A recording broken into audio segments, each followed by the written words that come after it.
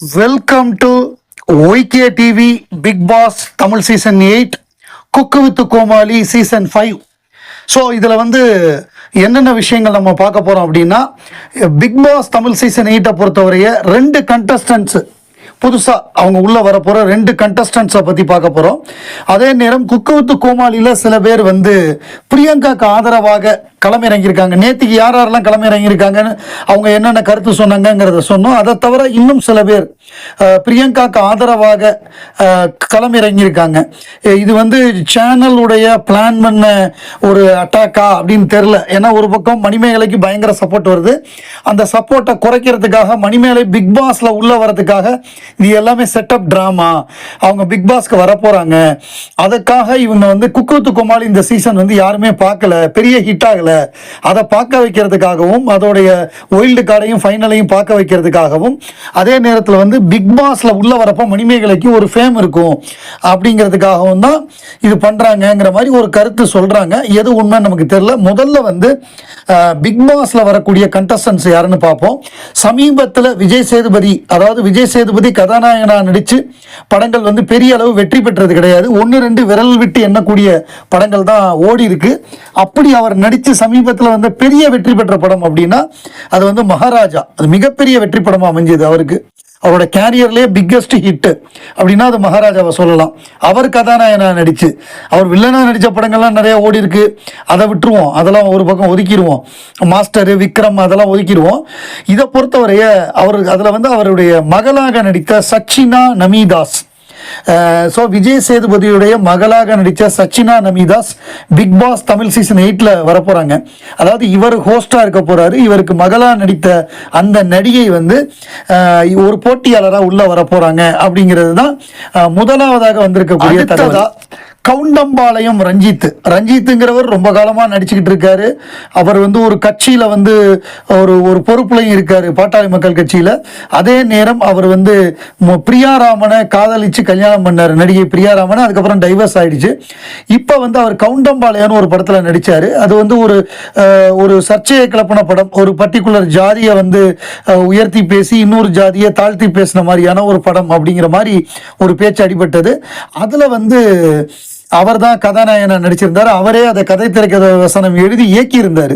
அது ஒரு காட்சியும் நம்ம தான் ஓடிச்சு. அது பெரிய அளவு வரவேற்பு இல்லை அந்த படத்துக்கு. அவ்வளோதான் வரவேற்பு கிடைச்சது. அவர் வந்தார்னா ஏதாவது இந்த ஜாதி பிரச்சனை, ஏதாவது அந்த மாதிரி ஒரு பிரச்சனையை கிளப்புவார். அது நிகழ்ச்சியோட டிஆர்பிக்கு உதவும் அப்படின்னு நினைக்கிறாங்க. அது ஒரேடியாக ஓவராக போச்சுன்னா நிகழ்ச்சியை தடை பண்ணுற மாதிரி ஆகிடும். அதில் ஒரு பேலன்ஸ் வேணும். பட் அவங்க எடிட் பண்ணி தானே போட போகிறாங்க. முதல் நாள் அவர் என்ன பேசுகிறாரோ அதை எடிட் பண்ணி அடுத்த நாள் தானே டெலிகாஸ்ட் பண்ண போகிறாங்க. இது ஒன்றும் லைவ் கிடையாது, இல்லை டெஃபர்டு லைவ் தானே. லைவ்னா அப்படியே நேரடியாக காமிக்கிறது. டெஃபர்டு லைவ்னா கொஞ்சம் அதை அடுத்த நாள் காமிக்கிறது. அடுத்த நாள் நல்ல டெஃபர்டுனா தள்ளி காமிக்கிறது. இது அடுத்த நாள் தான், முதல் நாள் ஷூட் பண்ணுவாங்க, அது அடுத்த நாள் தான் நமக்கு லைவாக காமிப்பாங்க. லைவ்னு சொல்லி ஹாட்ஸ்டாரில் போடுவாங்க, டிஸ்னி பிளஸ் ஹாட்ஸ்டாரில். அதனால ரொம்ப அவர் திறந்தாழ்ந்து போனாலோ ஒரு எல்லை மீறினாலோ அதை எடிட் பண்ணிடுவாங்க.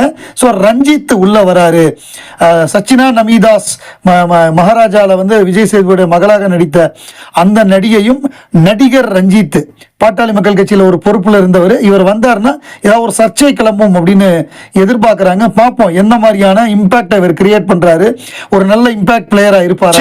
தாமு சொல்லியிருக்கிறதாக ஒரு பதிவு பார்த்தேன். அது எவ்வளோ தூரம் அவரே சொன்னாரா, அது உண்மையா இல்லை சும்மா கதை விடுறாங்களாங்கிறதெல்லாம் நமக்கு தெரியல. அதில் என்ன போட்டிருக்காருன்னா, எனக்கு மணிமேகலை மகள் போன்றவர், அவர் எங்கே இருந்தாலும் நல்லா இருக்கட்டும் அப்படின்னு நான் வாழ்த்துறேன்னு அவர் சொல்கிற மாதிரியாக போட்டிருக்காங்க. ஏன்னா அவர் வேலை பார்க்குறது விஜய் டிவியில் இருந்துக்கிட்டு விஜய் டிவியை விட்டு வெளியில் போனவங்களுக்கு ஆதரவாகவோ அவங்கள வாழ்த்தியோ போட்டால் விஜய் டிவி எப்படி ஒத்துக்கும்?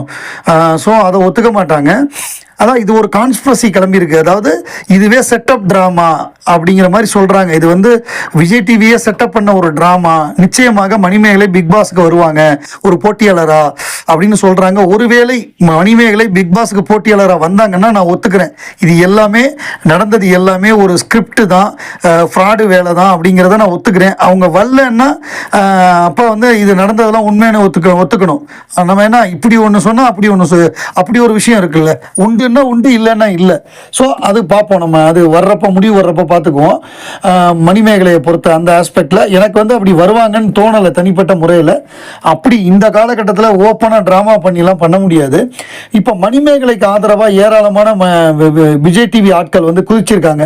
இது எல்லாமே விஜய் டிவி சொல்லி நடக்கிறது தான், சேனல் சொல்லியும் பிரியங்கா சொல்லியும் நடக்கிறது தான். அமீர் வந்து பாவனியுடைய கணவர், பாவனியை கல்யாணம் பண்ணிட்டாரான்னு தெரியல, பாவனியோட ஒன்றா இருக்கார், லிவிங் டுகெதர். ஸோ அவர் வந்து பிரியங்காவுடைய நெருங்கிய நண்பர், பாவனியும் போட்டிருக்காங்க. பிரியங்கா சைடு தப்பு இல்லை, அவங்க டாமினேட் பண்ணாங்கன்னா இவங்களுக்கு திறமை இல்லைன்னு அர்த்தம் அப்படிங்கிற மாதிரி போட்டிருக்காங்க. இவர் என்ன சொல்றாருன்னா, பிரியங்கா டைட்டில் ஜெயிச்சிட்டாங்க, குக்கு வித்து கோமாளி டைட்டில் ஜெயிச்சதை கூட கொண்டாட முடியல, பிரியங்கா எவ்வளவு நல்லவங்க தெரியுமா, அவங்க அன்னை தெரசா மாதிரி, அவங்கள பத்தி எல்லாரும் பாராட்டி சொல்றாங்க, அவங்களுக்கு பாராட்டு விழா எடுத்தப்ப இப்போ அவங்க என்ன சொல்லியா கூப்பிட்டு வந்தாங்க அப்படிங்கிற மாதிரிலாம் சொல்றாங்க. ஒரு பாராட்டு விழான்னு கூப்பிட்டா எல்லாம் வந்து பாராட்டி தான் வீடியோ போடுவாங்க, அவங்கள வந்து நெகட்டிவா சொல்லுவாங்க. இப்ப எல்லாம் ஊர் உலகமே நெகட்டிவா சொல்லுது. இது வந்து இந்த ஒரு பிரியங்கா வர்சஸ் மணிமேகலை இஷ்யூ மட்டும் கிடையாது, அதுக்கு முன்னாடி நடந்த இஷ்யூ எல்லாத்தையும் சேர்த்து வச்சுதான் இன்னைக்கு அடிக்கிறாங்க. ஸோ அப்படி இருக்கிறப்ப இவர் வந்து பிரியங்காக்கு கண்மூடித்தனமான சப்போர்ட் பண்ணியிருக்காரு. பிரியங்கா வந்து அப்படிப்பட்ட ஆளே கிடையாது, அவங்க அப்படி சொல்லவே இல்லை அப்படிங்கிற மாதிரி முழு மூச்சா பிரியங்காக்கு சப்போர்ட் பண்ணி இவர் பதில் பேட்டி கொடுத்துருக்காரு. அதில் ஆச்சரியம் இல்லை, இவர் வந்து அப்படி சொல்லலைன்னா தான் ஆச்சரியம். இவர் வந்து உள்ள வர்றப்பவே பிக் பாஸ்ல உள்ள வரப்பவே பிரியங்கா காம்பாரு, இப்பயும் அப்படி அக்கா அக்காங்கிறாரு. அதான் அவர்கிட்ட கேட்ட கேள்வி அதான், இர்ஃபானை வந்து தம்பி, அவங்க இர்ஃபான் அக்கான்னு கூப்பிடுறது கடுப்பா இருக்கு, இரிட்டேட்டிங்கா இருக்குன்னு மக்கள்லாம் சொல்றாங்க அப்படிங்கிற மாதிரி சொன்ன உடனே, ஏங்க அது வந்து ஜாலியா சொன்னதுங்க, அதை ஏங்க இப்படி எடுத்துக்கிறீங்கிற மாதிரிலாம் அவர் சொல்றாரு. அதாவது 200% சப்போர்ட் பண்றாரு பிரியங்காவை. பட் பொதுமக்கள் வந்து பிரியங்காவுக்கு சப்போர்ட் பண்ணல. இது பிரியங்கா ஒரு பதில் சொல்லியிருந்தாலே இந்த பிரச்சனை முடிஞ்சிருக்கும். ஒரு பதிலோ ஒரு வீடியோவோ ஒரு பதிவோ போட்டிருக்கலாம். அவங்க வராம இவங்களுக்கு சார்பாக அவங்களோட சொம்புகள், அவங்களோட அடிவரடிகளை அனுப்புறதுங்கிறது இந்த பிரச்சனை நிக்கவே நிக்காது. அவங்க வந்து பதில் சொல்லி இதுக்கு ஒரு முற்றுப்புள்ளி வைக்கணும்.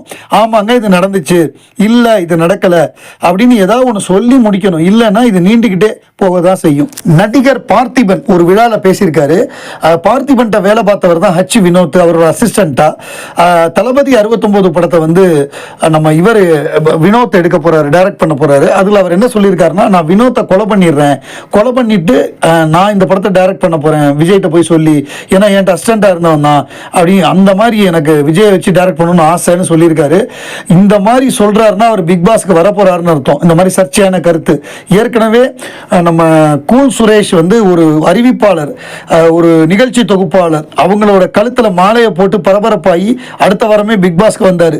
அவர் நம்ம பேர் ஏதாவது சர்ச்சையில் அடிபடணும், அது பிக் பாஸ்க்கு ஹெல்ப் ஆகும் அப்படின்னு அவர் நினைச்சிருக்காரு.